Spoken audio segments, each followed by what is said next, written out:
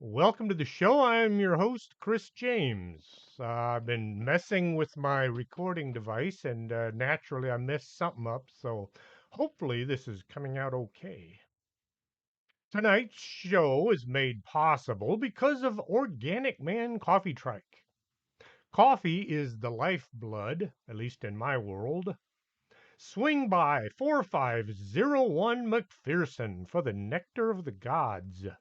If you aren't in Laredo, you can get the best coffee on earth by going to organicmancoffeetrike.shop. Their new hours are 7 a.m. until 7 p.m. Arturo told me about a weird phenomenon going around.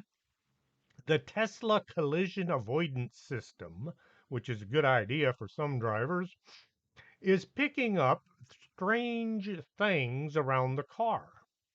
A man was parked next to a cemetery in his Tesla. The dash screen showed there was a person standing to the right front of the car. The man used his cell phone to make a video showing the screen and the area where it said there was a person. There was nobody there. The image on the screen would appear and disappear as he sat there. In another video, the Tesla was being driven through a cemetery. The dash screen showed people walking back and forth across the road in front of the car. Both of these videos were taken during the daytime. It was light out, so you could see anything going on around the car. Arturo suggested we try a listener experiment. If you have a Tesla or any vehicle with a collision avoidance technology, see what you can catch in and around cemeteries or maybe an old battle site or anywhere where a tragedy took place. If you live in San Antonio, how about driving over to the haunted railroad crossing and see what shows up? If you do catch something bizarre, send it to me or just send me a note letting me know that something happened and we'll put it on the show. If it's a good video and you don't mind, I'll mention it in my next book. Or you can just put it on YouTube, but let's see what happens. I don't like TikTok. It's not the videos, it's the music that people use. Good. It's not to my taste. That's the trouble with getting older. Modern music gets annoying really fast. Way back when things were rotten, the 1800s, and thereabouts, spirits were summoned and communicated by using mediums. Or you had to sit there and wait for a ghost to show up and visit with you. It was a bit difficult to summon them because nobody knew how. Then a new thing showed up right about the mid 1800s. Somebody had built a board with letters and numbers across it. Soon, a game company began marketing the Ouija board. Anyone could talk to the dead or maybe an evil spirit or two. You didn't have to be a medium. You didn't have to have any special gifts. All you had to do is buy the board and play with it. Things get invented all the time. When telephones were in most homes, people would receive a phone call only to discover the person calling had died before the call was placed. Tape recorders brought about an entirely new communication means, electronic voice phenomenon, or EVPs. Now you can go on a ghost investigation armed with a truckload of gadgets that you can use to talk with the dead. Are the spirits able to use these devices to contact us, or are the gadgets tapping into the energy around us that belongs to those who passed on? I wonder, will someday somebody invent a device that not only allows us to speak to the dead, but makes them manifest as if they're still alive? Say it pumps out the right vibrations and the right energy, And the next thing you know, you've got your dead grandmother sitting in your living room, like in that TV show, Paranorman, except everybody can see her. It just might happen. Look at how the world was 100 years ago, and then look at what's going on today. It's not the same planet. I've been asking folks to send in a photo so I know who is listening, and a lot of y'all have responded.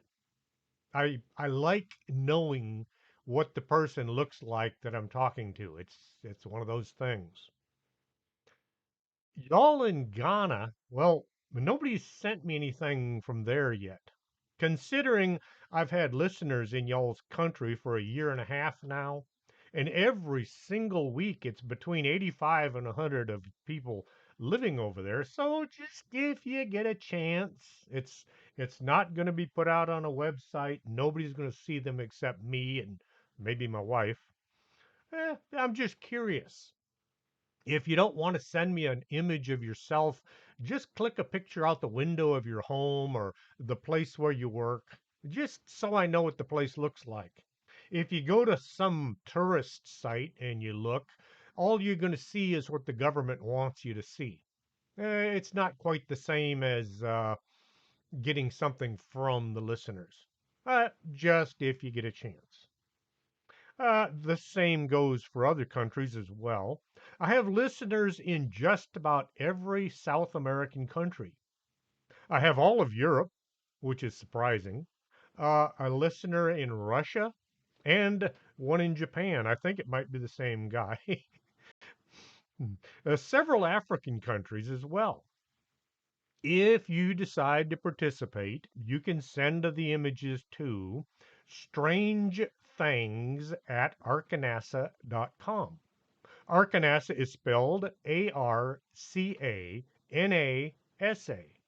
It's for Arturo Castro and NASA. Arcanasa.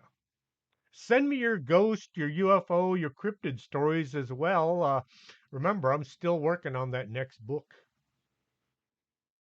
One of my listeners from Australia, who sent me several photographs, Ryan, sent me an email about something he found while at the beach. Here is his letter. Well, most of it. This is what he sent me. He said, I was in the water at the beach with my son a few weeks ago and noticed something on the bottom that wasn't moving with the waves like everything else was. I thought at first it was a stingray or a scorpion fish, so I was a little concerned as I kept hitting it with my foot. I caught a glimpse of it when the water was clear and I could tell it was something wrapped in a bunch of seaweed. I went underwater to get a good look, and once satisfied it was not poisonous, I grabbed it. There was a bunch of fishing rigs and something that looked like plastic, so I took it up to the beach, as I often take rubbish away from natural places. That's a darn good idea. I wish more people would do that. Too many people go to the beach and they see some trash laying there and they go, well, that's not my problem. Yes, it is. It's our beaches, it's our problems. Once I got to the beach, I realized the thing I thought was plastic was actually a really interesting pendant or sculpture, which seemed to be snagging people's fishing rigs, which made me laugh, but also wonder if it had any special power. I did my research and I worked out that it is a Tiki from New Zealand, carved out of whalebone. I'm pretty sure it's an authentic one and not some newer copy. In reading up on them, I realized that tikis have a very special place in New Zealand culture and are quite revered for their importance and power. I've attached a photo of the one I found. It would be interesting to hear some of the stories associated with these special objects. All I really have for reference was the old Brady Bunch TV show from the 70s where they found a cursed tiki. I hate to admit it, but I saw that show too. The things that used to be on TV. Well, the things that are on TV today. Mm. Barry Williams, who played Greg Brady, is the proud owner of the Tiki that they had on the show. He says nothing bad has happened since he received it. Of course, the one they had on the show was probably just a cheap plastic replica, a tourist thing. In the photo that Ryan sent me, the photos, there were several of them, was a whitish yellow carved creature. It looked about 4 inches long and it had a cord for wearing it around the neck. To me, it did look like whalebone. What I found odd was Ryan said it had fishing rigs, I take it those are lures, stuck to it. Had somebody snagged the pendant, it should have been easy to just reel it in. It didn't weigh very much. However, somehow this small statuette was able to break fishing lines and hang on to the fishing hooks. That's weird. I started looking for anything to do with tikis, and my senses were lambasted by all the things alcoholic. Tiki bars and tiki parties and tiki drinks. I like that word lambasted. It means to be assaulted violently. And my senses were. Try using it in your next conversation. Just throw it in there. See what your listeners think. Anyway, the internet is turning into a massive commercial for businesses trying to sell their wares. Just type in anything and you'll get sites for cars, clothing, vacation spots, all kinds of stuff. The goobers in charge are making a ton of money, allowing advertisers to overrun any search terms. This is combined with your search history being sold to businesses trying to sell things. One time I thought I was going to buy a generator for my RV. I typed in, I looked at generators. I saw a couple I liked, but I never got around to buying one. For the next year, I received hundreds of emails, all for generators. I guess the Ministry of Truth has decided that Tiki has to do with getting drunk and not the gods of the Polynesians. Eventually, we're all going to wind up back at the library in order to look up information because everything on the internet is turning to ick. You young folks had best get to know what the Dewey Decimal System was and figure out how to navigate those huge card catalogs. Prior to the arrival of missionaries in 1820, Hawaiians believed in many gods, polytheistic. A Hawaiian chant to Kumulipo consists of 2,120 lines. That's a long chant. It tells of the links between the royal families and the gods. There are four major gods in Hawaiian society: Ku, Kane, Lono, and Kanaloa. They also have what are known as demigods, including Pele and a bunch of others. The complexities of the relationships between all Hawaiian gods are explained in many of their legends. The tribe that inhabited the Hawaiian Islands until the 1800s were the creators of the original tiki statues. They are related to the Maori of New Zealand, and their languages are nearly the same. Skilled artisans of the Hawaiian tribe created tiki statues that represented the tiki gods in Hawaii and then all of the Polynesian islands. The tiki statues were carved to symbolize the importance of a particular deity. Tiki statues were placed by tribe members to mark the boundaries of sacred grounds. The statues were given the name of Tiki from the name for the first human male. The Tiki from Hawaii are very similar, if not identical, to the Tikis you'll find in New Zealand. Each Hawaiian family had its own aumaku. Au makua. Au makua. There are too many vowels in that word. Aumakua, which is their personal god, which protected the family, a lot like a guardian angel. For some, it was a shark, and others, it was a pig. Mine would probably be a sloth. It was thought that spirits could communicate to the living through dreams and often appeared in the form of the family's Auka, Aumakua. If you're from Hawaii, I'm sorry, I have a hard enough time speaking English. The Hawaiians built many temples and places offering and placed offerings to their gods on towers. Most offerings were edible things that were wrapped in leaves to keep evil spirits from consuming them.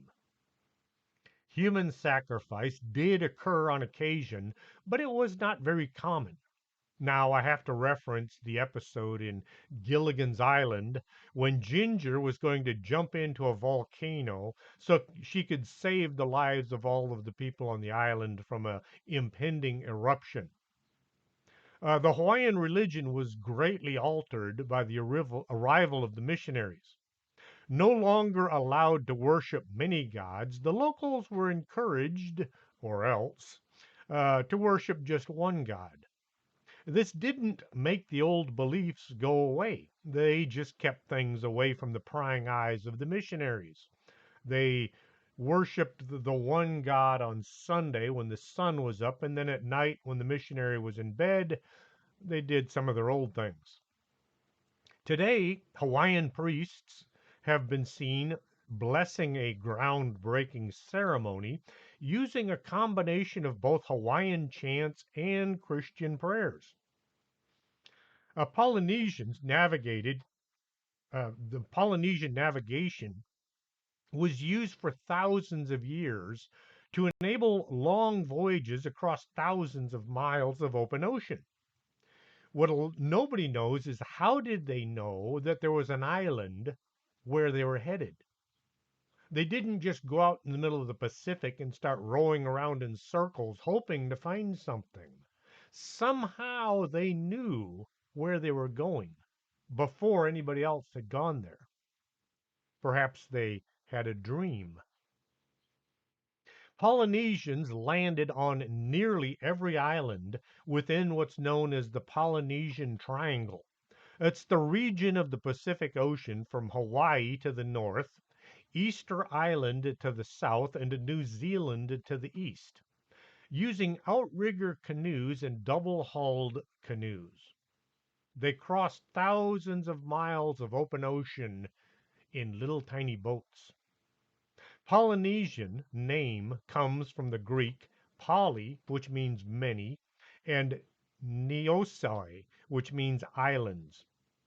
The boys in the white lab coats, yes, those people, who study the Polynesians do not associate with the boys in the white lab coats who study the other parts of the world. People from Asia are supposed to have begun exploring their side of the world 4,000 years ago. That's 2,000 years before Christ.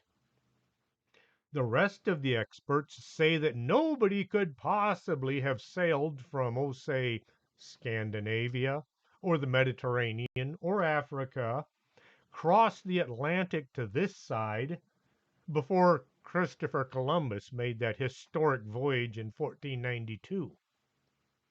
The locals on this side of the Atlantic must have been walking over that land bridge that they keep talking about. The one that they've never proved existed, but they keep talking about it like it did. 4,000 years ago, the islands of Fiji and Tonga, over 5,000 miles from mainland, were settled by the Polynesian explorers. 3,000 years ago, Samoa was settled. 2,500, it was Hawaii and Easter Island. These Asian explorers were using dugout canoes to cross thousands of miles of open ocean, while the Vikings and the Europeans were stuck on their side of the ocean because of some unknown reason. We are supposed to believe the Atlantic Ocean was a barrier to everybody on the east side, while at the same time the Pacific was a major highway for South Asians. Way back when I was in school, I was taught that Columbus and his crew all thought the world was flat. If they sailed too far from shore, they would fall off the edge. There are people today who still believe this. Columbus knew better. He was trying to sail to India so he could get filthy rich transporting spices to Europe without having to go around the Cape of Good Hope. It was called Good Hope because you just hoped you could make it. The weather there was super unfriendly and a lot of ships didn't make it. So if old Chris could find a way to India, sailing the opposite direction, he and his supporters, the Queen of Spain, would become enormously wealthy. The Maori legend says that about 1,000 years ago, Chief Kupe found New Zealand, which he named Aotearoa. Aotearoa. Too many vowels. Aotearoa. Okay, New Zealand. I can pronounce that one. 900 years ago, Maori legend says a bunch of folks from other Polynesian islands showed up in their canoes and they moved in with the locals. Over the following centuries, more migrants came to live in New Zealand. In the 14th century, what is known as the Great Fleet arrived. Apparently, it was a whole lot of Polynesians that all came to live on that same island. The Indians living in North America were still waiting for old Chris to arrive. They did meet some folks from the other coast. Polynesians made landfall along the west coast about 800 years ago. A DNA study shows that the two cultures met and intermixed. There is also DNA evidence of Indians, feather not dot, traveling to some of the islands of the Pacific in canoes. As the Polynesians traveled, they took their beliefs with them. Any islands they settled on would retain the ideas of the gods and what they expected from their people. Old Maori legend frequently mentioned Tiki, who is said to have been the maker of the first man, or in some stories, he was himself the first man, depending on how the story was passed down from generation to generation. In one version, Tiki is said to have been the first man on this world, implying there were other worlds with people on them. His wife was called Marikoriko, a word that denotes something that is unreal or phantom like. She was fashioned by Tiki from the rays or the heat coming from the sun. Another legend says it was Tiki Ahua who made the first man. There is a story saying that Tane, Tane, formed the first woman as a wife for Tiki, and the name of that first woman was Lo Wahine. Tane fashioned Tiki from the earth. He next fashioned Lo Wahine and gave her to Tiki as his wife. At the Marquesas Islands, the Tiki and the Hina Mata One are the king and queen of the underworld. In Tahiti, it looks like the K was left out, and the same basic being is called Tihi, who was the first man, and his wife was Hina the benevolent. Tihi was out to destroy man, while Hina was trying to save us. This sounds like a version of yin and yang, light and dark, warm and cold, male and female. I see it's raining out. At Mangay, at Mangay, the place of descent to the underworld, it was also called the Tiki's Hole. But this Tiki was a female who prevented the return of spirits to this world who wanted to annoy the living. Tiki seems to be the custodian of the spirit world or the entrance to their world. At Mangariva, Tiki is said to have been the first man and his wife was Ina. I found a story that sounds like it was taken from a book, or maybe it was a short story. I could only find two references to it, so I'm not too sure if this was an actual account from a legend or if this was just somebody's fictional ideas. But I had to include it because it sounds like something that was legendary. In the heart of a tropical island, there stood a deity named Tiki, who was revered and worshipped by the island's inhabitants as the bringer of life and prosperity. Despite his immense power, Tiki felt a sense of loneliness, and so he decided to create a companion for himself. With a single motion, Tiki reached into the ocean and retrieved a handful of mud, which he molded into the form of a woman. He breathed life into her, and she became the first human on the island. Tiki named her Hina, and the two fell madly in love. Sounds like a movie that I saw on TV one time. I'll pause here to ask, if Tiki just formed the first human, who were the inhabitants that had been revering him? Maybe they were the animals living on the island, or how about some predecessor to man, like the Neanderthal? Uh, Back to the story. Not all the gods shared Tiki's sentiment. They felt that a mortal should not exist alongside the gods and that Tiki was getting beyond his place in society. Tiki was torn between his love of Hina and his loyalty to the other gods, and after much contemplation, he made the difficult decision to turn Hina into a stone statue and place her on the moon, where she would be safe from harm, yet close enough for Tiki to see her at night. The people of the island were devastated when they learned what had happened to Hina, and their devotion to Tiki began to wane. The once lush and thriving island became uh, darkened, and the crops began to die off. The land became a place of sadness and despair. People of the island, so the other inhabitants were people, but not humans. It could be that the translation of the story got mixed up, or there were beings living on this island that were described as being people, just not humans. Back to the story again. One day, a young man named Maui, Maui, Maui, Maui, that guy from the movie, the big guy. Anyway, known for his bravery and cunning, decided to restore Hina to her original form. He climbed to the top of the highest mountain on the island and he confronted Tiki, who confided in him the story of Hina. Determined to bring happiness back to the island, Maui set out on a journey to find Hina, facing countless obstacles and dangers as he went. Finally, after a long and arduous journey, um, Maui arrived on the moon and found Hina's stone statue.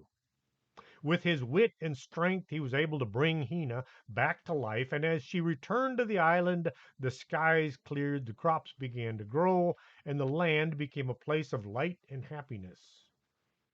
Tiki was overjoyed to have Hina back by his side, and the people of the island returned, offering him their devotion and prayers. The legend of Tiki has been passed down through generations and remains a cultural cornerstone of the islanders, serving as a reminder of the complex and intricate relationship between gods and mortals. The term Tiki is applied to carving human figures also by the Maori people and other Polynesians. The name could have some connection to the legend of Tiki, the god, or the first man created by Tane. In some island cultures, Tiki is the action of carving a statue in the form of a man. In New Zealand, Tiki is usually applied to the human figure carved in green stone as a neck ornament. The full name is Hai Tiki. Orion, pay attention to this next bit.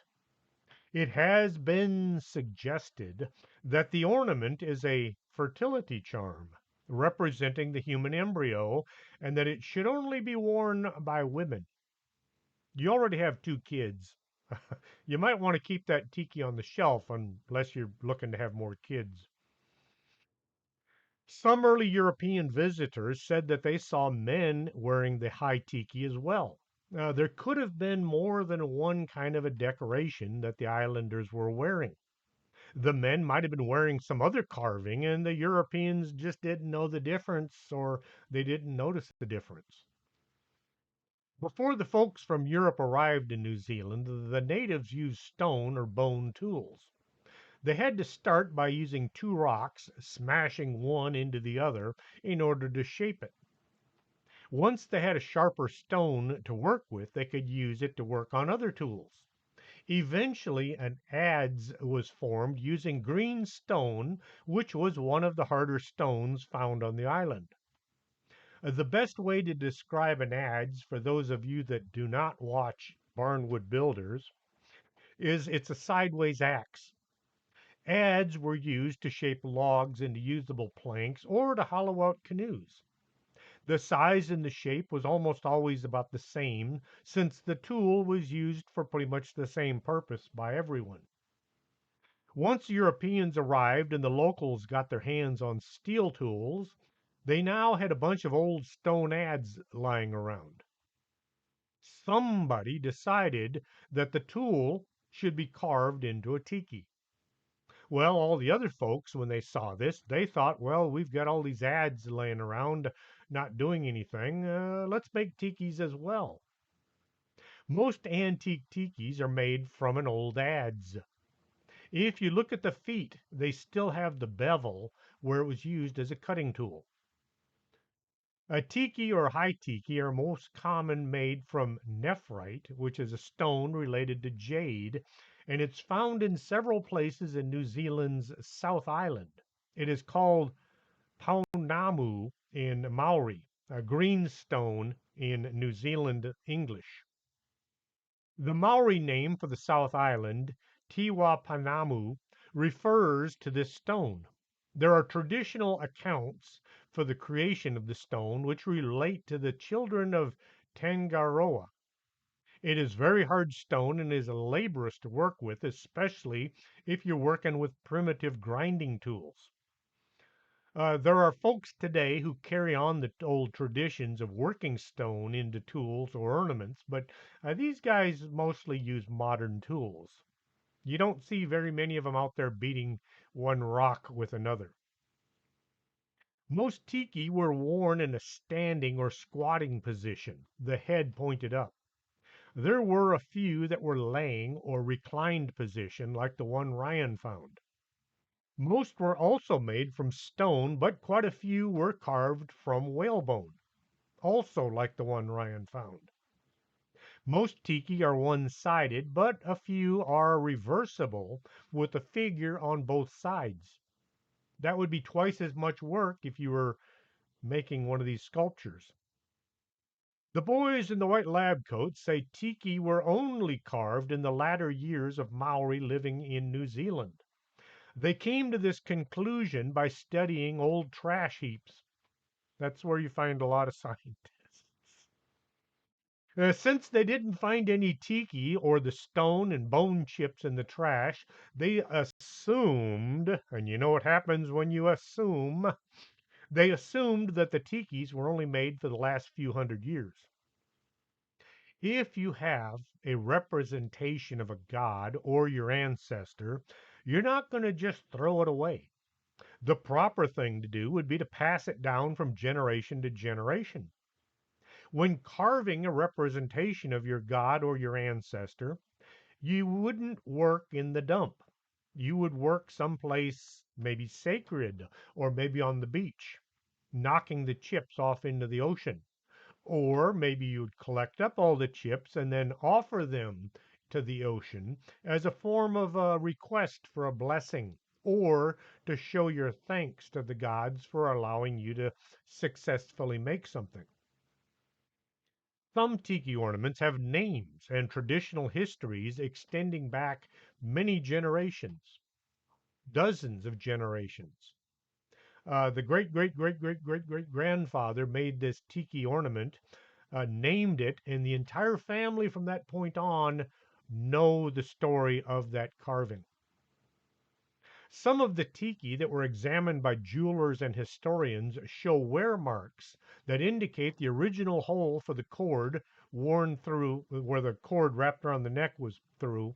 It had to be replaced in a new hole because the old hole had simply worn right through the ornament. Generations and generations of use. The cord used to hang the image had been replaced dozens of times. Sites of manufacture of nephrite tools and ornaments have been found on east coast of the southern island. However, the tools and the ornaments were much used in the North Island, where most of the population lived. Trade and exchange appears not to have been all in finished goods because there are regional styles of nephrite ornaments in the North Island which suggest that at least some of the manufacturing was local, either from the native stone or from the greenstone adze blades. Man, it's really coming down out there. There's some variety in the forms of tiki, but this variation has not been very fully studied in relation to the region or the origins. They can't say that all of the reclining tiki all came from the North Island.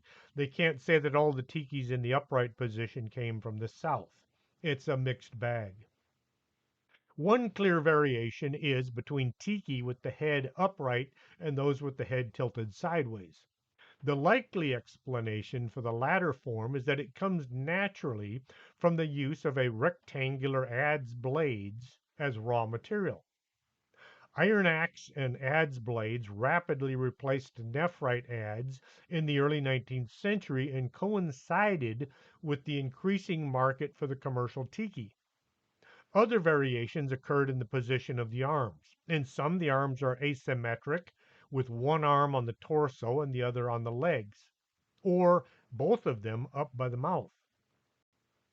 The eyes were often filled with red sealing wax of European origin. Wax was added to the eyes of the older tiki, and some of them had abalone shell eyes as well. Tikis remain prestigious items in New Zealand even today. Heirlooms or tuanga in Maori families and European families as well. They're worn by the Maori in ceremonial occasions. Most tiki are not ancient and some are 19th century commercial products, but nonetheless, they are still valued treasures by their owners.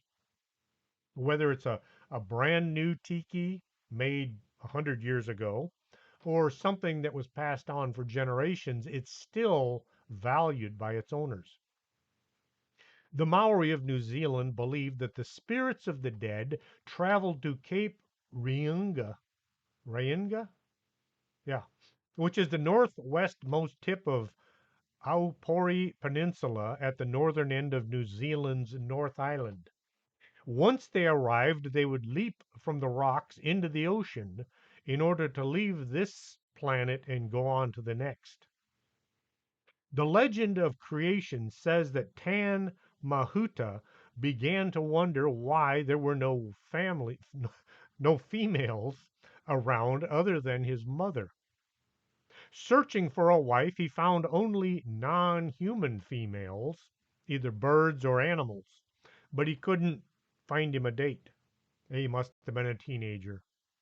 In the end, he decided to make a woman for himself. What was that movie, Weird Science? He took red clay and molded it into a female form, which he then breathed life into.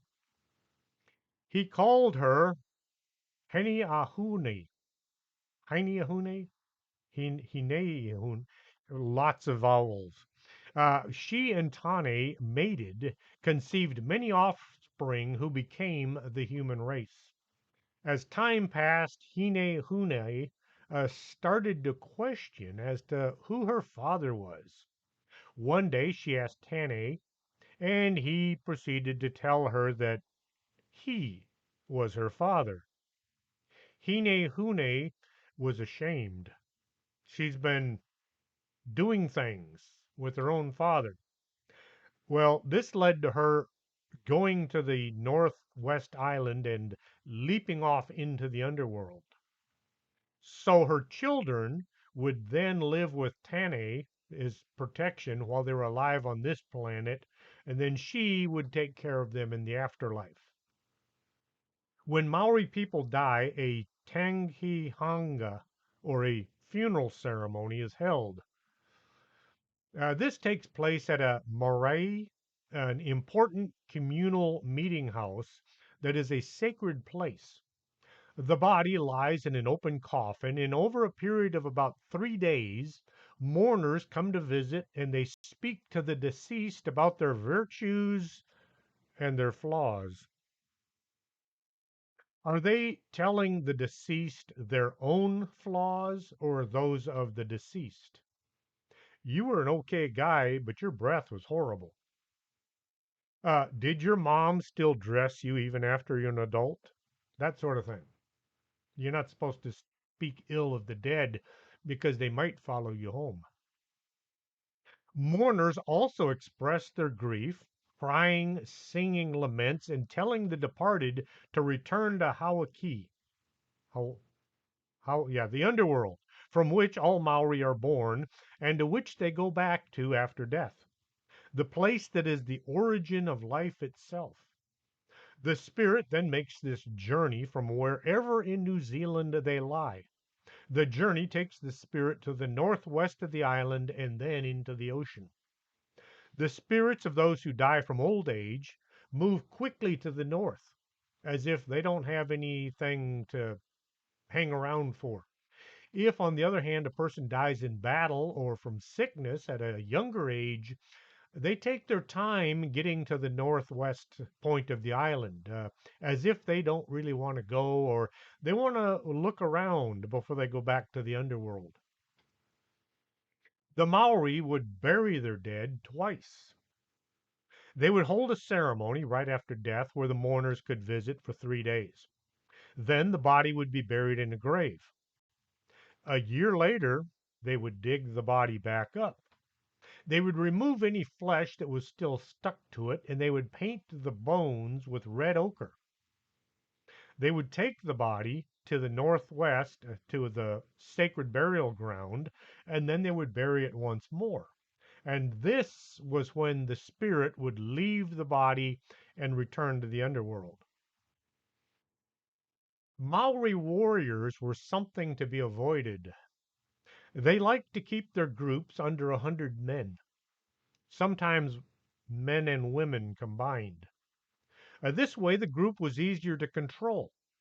Anything bigger than 100, they would break it into two groups.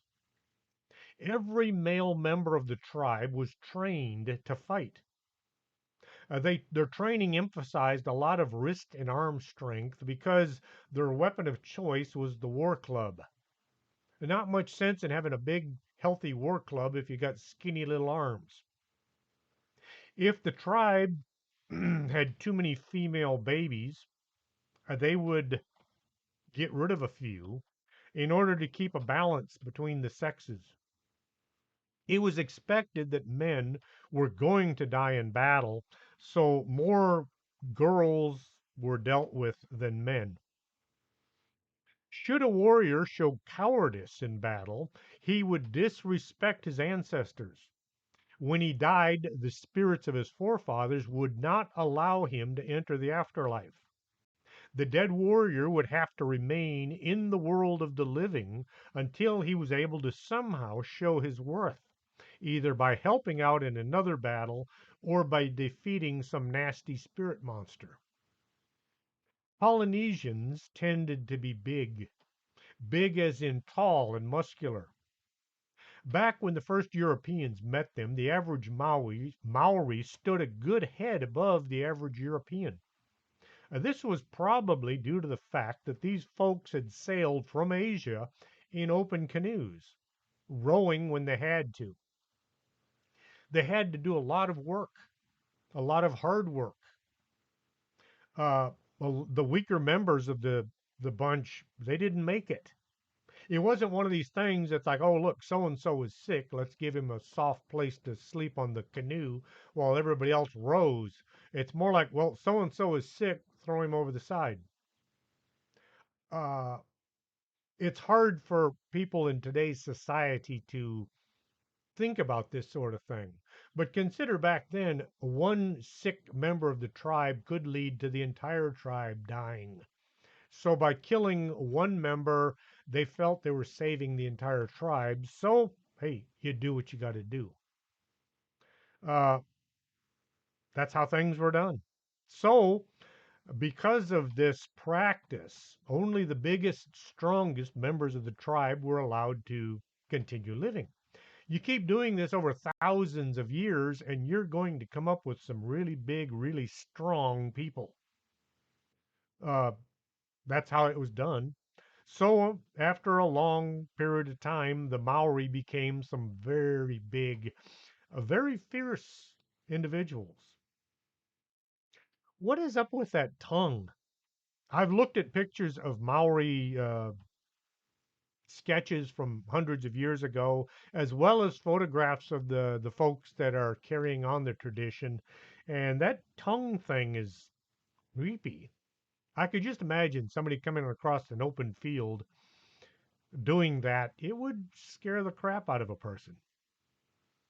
Spirits Bay, also known as Piwane, is at the farthest northern end of New Zealand. The bay is considered a sacred place in the Maori culture, as according to local legend, it is the location where the spirits of the dead actually depart from this world to their ancestral home. They jump from a large old tree that sits above the bay. The bay has two Maori names, Piwahane and Kapawaharu. Spirit Bay is one of the most haunted locations in New Zealand. 5 stars if you've been a long time listener and know what I'm talking about, or if you binged a bunch of those shows, you'll know about the star system that I use. There are too many places out there that is called the most haunted place on earth, the most haunted town in the planet. Well, too much of that. So I came up with the star system. A 1 star haunted location is okay for small children to visit. A 5 star means that your grandmother is going to be shook up even if she never visits the place. According to legend, if visiting the bay at night, you can observe multiple individual spirits traveling along the beach. They all disappear into one spot. The story goes these are the spirits moving on to the afterlife. You are advised not to mess with them. You're not supposed to try talking to them, and you sure aren't supposed to photograph them because you might interfere with their being able to return to the afterworld. You may incur their wrath, and you don't want a pissed off Maori spirit coming after you. Remember, those guys are big. The women are big too. They're all dangerous. In a nearby Tom Bowling Bay, there is a stream called the Kapawaharu, which means snatching souls. This is said to refer to demons who hang out near the stream trying to capture the spirits that are passing by it. The spirits of the dead Maori who are en route to the afterworld get kidnapped by these evil creatures. In some Polynesian culture, ghosts are also believed to have the power to possess the living.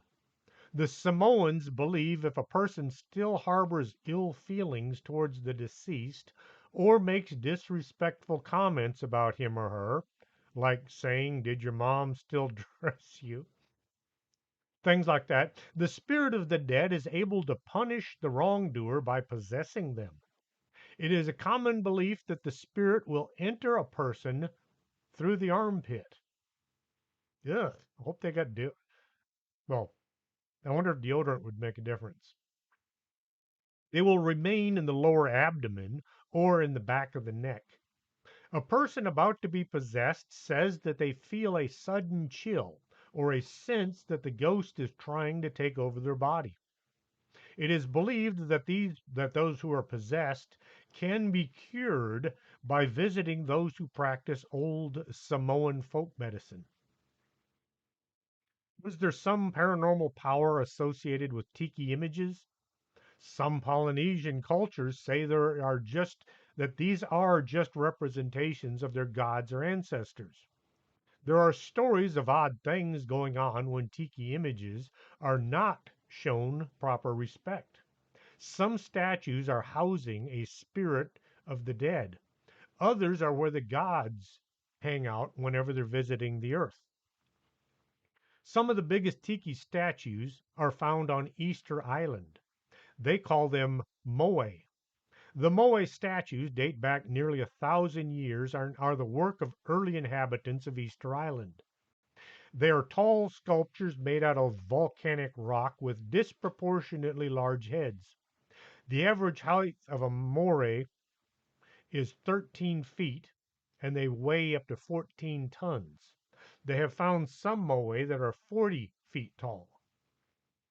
By checking several websites, I came to the conclusion that the people counting the statues are the same people who did our national census back in 2020. Someone can't count. One site says there are over 1,000 moai, while another one says there are less than 800. All of the moai face inland, with the exception of 7 statues that face out over the water. These 7 are facing west northwest towards the Marquesas Islands, some 2,200 miles away.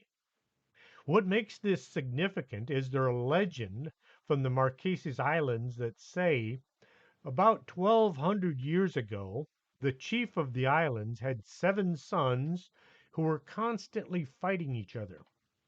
The chief sent his sons away on a voyage, saying not to return until they learned how to live in peace. The 7 sons, along with their families and supporters, sailed away to the southeast. 7 moai facing the Marquesas Islands, maybe they represent those 7 sons who traveled from there to the Easter Island. The legends say that these giant statues walked to their current locations. Now, I watched a bunch of college folks who decided they had figured out how the moai had been moved about the island. They took a pint-sized block of stone and they rocked it back and forth a few times. They managed to get it to move about 3 feet. And they declared that's how these enormous statues were moved about the island. Some moai are not just heads, but they have entire bodies that are buried under the ground. Some folks say that the spirits of the long dead islanders were the ones that moved the moai to wherever they wanted to spend eternity. I think just maybe some form of vibration could have been used. Polynesians used drums, and drums make a lot of vibrations. Could, by getting the sound just right, the stones were lifted just high enough off to the ground where they could be pushed. Either that or it's aliens. Uh, we don't know. These people that come out and they say, "Ah, we know how it was done," they don't know either. They're just guessing. Theories are just that. They're suppositions by folks used to explain the unexplainable. The theory of evolution, it is just that. It's a theory. Yet they teach it in school as if that monkey actually turned into a human. It's just a theory. There is a tiki mask in Las Vegas that a lot of people say is cursed. Keep in mind, this is not an ancient mask found on some island. It was made to be placed by the entrance to the hotel casino. To me, it looks like just a face. It's not like the tikis from the islands. Every tiki I've ever seen, with the exception of the moai, have their teeth shown. Big, lots of big, nasty looking teeth. The Tropicana mask doesn't look like it's Polynesian. To me, it looks more African. Like the artist didn't know what a tiki looked like. The Tropicana Hotel and Casino has a hand carved tiki mask that is displayed in the hotel lobby. Well, they call it a tiki. The entire hotel is considered to be haunted, but most of the paranormal activity is connected to the mask. Some guests have described it as having an evil, creepy presence to it. It is quite popular for tourists to have their photographs taken next to the mask. It's considered bad luck to touch it. Those who have say that they found an odd purple rash on their hands the next day. Photos taken standing next to the mask have developed a weird purple mist around the mask and the people standing next to it. As for bad luck, gamblers are some of the most superstitious people on earth. They come equipped with their good luck charms and their lucky underwear. They perform rituals that are supposed to make Lady Luck smile on them. Things like when they blow on the dice, or they face in a certain direction, or they have to stand at a particular location at the table. Those looking to win in the casino keep their distance from the mask. The Maori wore tikis to show respect for their ancestors. The story about the fertility symbol might have been just a European speculation. I couldn't find any records of bad things being associated with the necklaces. Now, the big statues, on the other hand, there are some strange things going on around them. You don't want to disrespect the statue since you'll be disrespecting the god associated with it. This is the same when dealing with any religious iconography.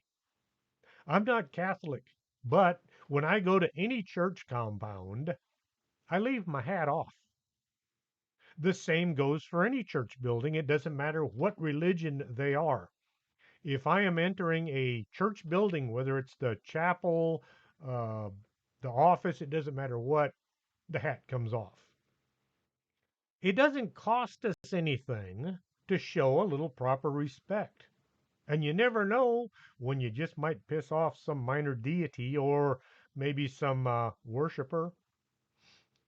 One of the faithful might take offense to you not showing proper respect. If you don't know how to behave while on a sacred site, try asking one of the people who believe it, one of the worshipers there. Like those folks who like to climb Ayers Rock. Well, that's no longer allowed. Uluru is a deeply sacred place to the Aboriginal Anangu, Anangu, Anangu, Anangu people. To climb the the the the rock would be kind of like going and standing up on the altar in a church. Uh, don't do it.